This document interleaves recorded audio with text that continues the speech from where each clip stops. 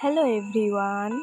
তো আজ হচ্ছে শ্রাবণ মাসের চতুর্থ সোমবার, আর আমি এখন সকাল সকাল উঠে পড়েছি জল ঢালতে যাওয়ার জন্য।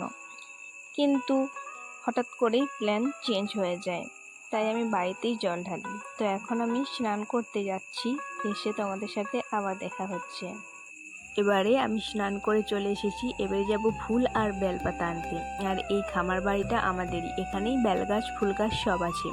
তো আমি আর আমার দিদা গিয়েছিলাম, আর দিদাকে আমি বলেছিলাম যে আমার ক্যামেরাটা একটু ধরে দাও, আমি ভিডিও করব। সে কি কাণ্ড, দিদা বারবার সে ক্যামেরাটা আমার লড়িয়ে দিচ্ছিল, নাহলে ক্যামেরায় হাত দিয়ে দিচ্ছিল। অনেক কষ্ট করে দিদা আমাকে এই ভিডিওটা করে দিয়েছে। তো সেই জন্য দিদাকে মন থেকে অনেক অনেক অনেক ধন্যবাদ, কারণ দিদা সত্যি খুব কষ্ট করে ধরেছিল।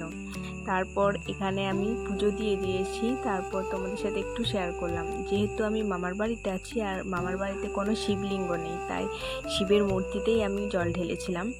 আর এই যে আমাদের এটা ছোট্ট একটা সিংহাসন।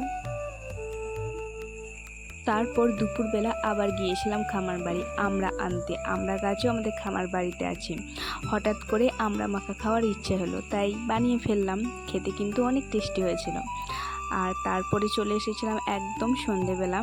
এখানে মাসিমণি বলল গাজরের হালুয়া করবো, সেই জন্য আমি গাজরটা গ্রেট করে নিচ্ছি। তো তারপরে সন্ধেবেলাতে ও গাজরের হালুয়াটা বানিয়েছিল। এই যে খুব টেস্টি হয়েছিল খেতে, শুধু একটু মিষ্টিটা বেশি হয়েছিল। তো আজকের ভিডিওটা এই পর্যন্তই। ভালো লাগলে লাইক করে দেবো।